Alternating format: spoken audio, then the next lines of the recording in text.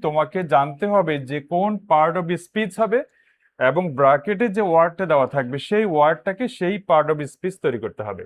2026 সালে যারা প্রাথমিক বৃত্তি পরীক্ষা দিবা, তোমরা নিশ্চয়ই জানো যে তোমাদের ইংলিশ কোশ্চেন প্যাটার্নে দেখো প্রিফিক্স এবং সাফিক্সের ব্যবহার রয়েছে। একটা টেক্সট দেওয়া থাকবে এভাবে, এবং সেন্টেন্সে এভাবে গ্যাপ দেওয়া থাকবে। এই গ্যাপগুলোতে যে ওয়ার্ড দেওয়া থাকবে সেই ওয়ার্ডে প্রিফিক্স এবং সাফিক্স ব্যবহার করে তোমাকে কমপ্লিট করতে হবে। তো আমি যেটা মনে করি যে এটা তোমাদের জন্য একটু কঠিন হয়ে যাবে। দেখো, যদি তোমাদের এমন হতো, মনে করো যে তোমাকে কোনো একটা রুট ওয়ার্ড অথবা বেস ওয়ার্ড দিয়েছে, মনে করো বিউটিফুল দিয়েছে। দেখো আমি একটু দেখাই। মনে করো তোমাকে একটা ওয়ার্ড দিয়েছে, সেটা হচ্ছে বিউটিফুল। দেখো বিউটিফুল। তো তোমাকে এই ওয়ার্ডটা দিয়ে যদি বলা হয় যে তুমি এই ওয়ার্ডটাকে নাউন করবা, দেখো নাউন যদি করতে হয়, যেহেতু তোমাকে বলে দেওয়া হলো যে তুমি এটাকে নাউন তৈরি করো, তো সেক্ষেত্রে তুমি সহজে তৈরি করতে পারতো বিউটিফুল, এটার নাউন হচ্ছে বিউটি। অথবা যদি বলা হতো যে বিউটিফুল ওয়ার্ডটাকে, দেখো আমি জাস্ট এক্সাম্পল দিচ্ছি, যে মানে আমরা যেটা দেখলাম, দেখো আমরা এখানে যেটা দেখতে পাচ্ছি, যে তোমাদের এভাবে টেক্সট আকারে আসবে, এবং এই যে দেখতে পাচ্ছ গ্যাপগুলো, এই গ্যাপগুলোতে তোমাকে প্রিফিক্স এবং সাফিক্স অ্যাড করে এই ওয়ার্ডগুলোকে লিখতে হবে। তো আমি যেটা বলতে চাচ্ছি যে এভাবে মানে টেক্সট আকারে না দিয়ে, আমি একটু পরে বলছি যে টেক্সট আকারে কেন একটু কঠিন হয়ে যাবে। তো দেখো টেক্সট আকারে না দিয়ে যদি এভাবে দিত যে তোমাকে বিউটিফুল ওয়ার্ডটাকে অ্যাডভার্ব তৈরি করতে হবে, অ্যাডভার্ব, তো সেক্ষেত্রে তুমি হয়তো লিখতে পারতা যে বিউটিফুলি। তো ব্যাপার হচ্ছে তোমাদের এভাবে কিন্তু কোনো বেস বা রুট ওয়ার্ড দেওয়া হবে না, যেটা থেকে তোমাকে বলা হবে যে তুমি অ্যাডভার্ব তৈরি করো অথবা নাউন তৈরি করো। পরীক্ষায় যেভাবে আসবে, যেটা ইনস্ট্রাকশন যেটা এসেছে আমি দেখেছি, সেখানে বলা হচ্ছে তোমাকে একটা টেক্সট দেওয়া হবে, এই টেক্সটে সেন্টেন্সগুলোতে যে গ্যাপ থাকবে, এই গ্যাপগুলোতে তোমাকে প্রিফিক্স এবং সাফিক্স ব্যবহার করতে হবে এই ওয়ার্ডগুলোতে। তো এবার আমি একটু বলি যে কেন একটু কঠিন হয়ে যাবে। দেখো, আমি একটু আগে যখন দেখিয়েছি, যখন তোমাকে বলা হলো যে তুমি বিউটিফুল ওয়ার্ডটাকে, দেখো বিউটিফুলকে তুমি নাউন করবা, তার মানে তোমাকে কিন্তু বলে দেওয়া হলো যে তুমি এটাকে নাউন তৈরি করবা, নাউন। খেয়াল করো, তো সেক্ষেত্রে তুমি সহজে বিউটি করতে পারছো বা বিউটি লিখতে পারবা। এখন ব্যাপার হচ্ছে এই যে গ্যাপগুলো আছে, তো এখানে কিন্তু তোমাকে বলে দেওয়া নাই যে আসলে এখানে নাউন হবে, অ্যাডজেক্টিভ হবে, ভার্ব হবে নাকি অ্যাডভার্ব হবে। যদিও সেটা ভিন্ন আলোচনা, তারপরে বলি যে প্রিফিক্স এবং সাফিক্স যোগ করে আমরা, দেখো, যে পার্ট অফ স্পিচ গুলোকে তৈরি করতে পারি, সেই পার্টস অফ স্পিচ গুলো হচ্ছে নাউন, অ্যাডজেক্টিভ, ভার্ব এবং অ্যাডভার্ব। দেখো, তো ব্যাপার হচ্ছে যখন বলা হতো যে তুমি এই ওয়ার্ড থেকে তুমি ভার্ব তৈরি করো অথবা এই ওয়ার্ড থেকে তুমি অ্যাডজেক্টিভ তৈরি করো, তখন কিন্তু ব্যাপারটা অনেকটা সহজ ছিল। কিন্তু এখন কিন্তু বলা নাই যে এই ওয়ার্ডটাকে তুমি আসলে এখানে নাউন তৈরি করবা, অ্যাডজেক্টিভ, ভার্ব নাকি অ্যাডভার্ব। তো যে কারণে আমি একটু কঠিন বলেছি, সেটার কারণ হচ্ছে যে স্টুডেন্টসদেরকে জানতে হবে যে আসলে এখানে যে ওয়ার্ডটা বসবে এটার পার্ট অফ স্পিচ কি হবে। তার মানে প্রথমে তোমাকে পার্ট অফ স্পিচ জানতে হবে যে এখানে কোন ওয়ার্ডটা বসবে, এবং ব্র্যাকেটে যে ওয়ার্ডটা দেওয়া থাকবে সেই ওয়ার্ডটাকে তোমাকে সেই পার্ট অফ স্পিচটা বানাতে হবে।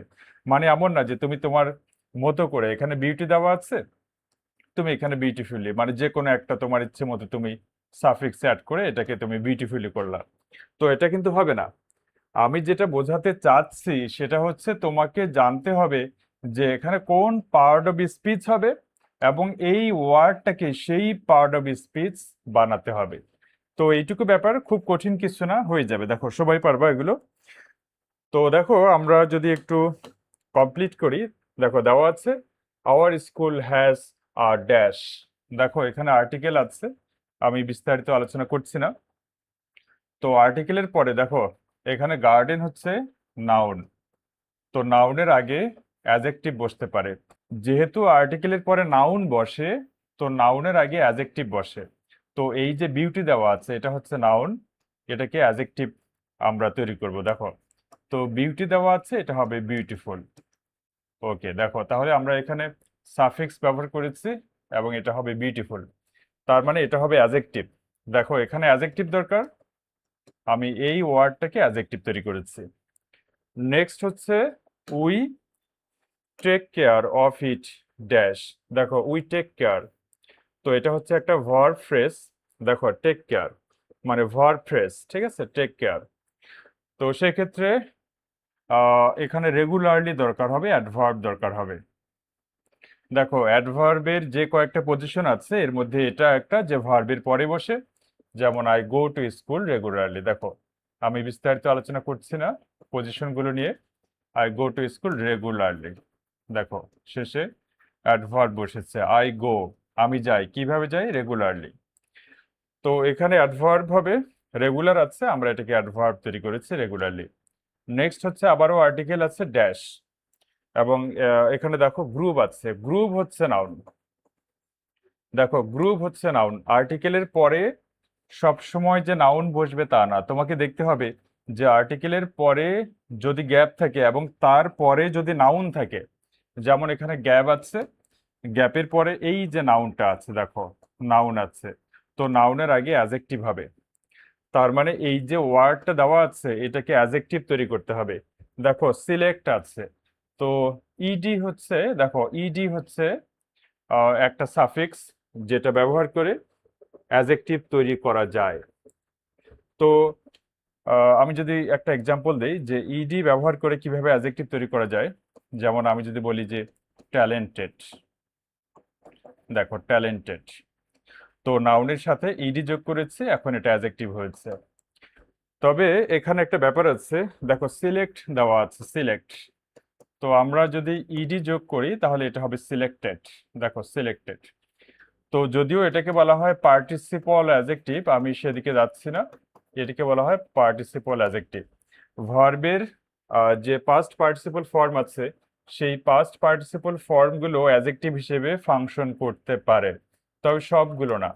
এটা নিয়ে আমি অন্য একটা ভিডিওতে আলোচনা করব ইনশাল্লাহ। তো ব্যাপার হচ্ছে আর্টিকেলের পরে যেহেতু গ্যাপ আছে এবং গ্যাপের পরে নাউন আছে, তার মানে এই জায়গাতে আমার অ্যাজেক্টিভ দরকার। তো সিলেক্ট দেওয়া আছে, এটা হবে সিলেক্টেড।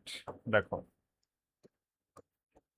মানে আমি যেটুকু বলতে চাচ্ছি তোমাকে জানতে হবে যে কোন পার্ট অফ স্পিচ হবে, এবং ব্র্যাকেটে যে ওয়ার্ডটা দেওয়া থাকবে সেই ওয়ার্ডটাকে সেই পার্ট অফ স্পিচ তৈরি করতে হবে।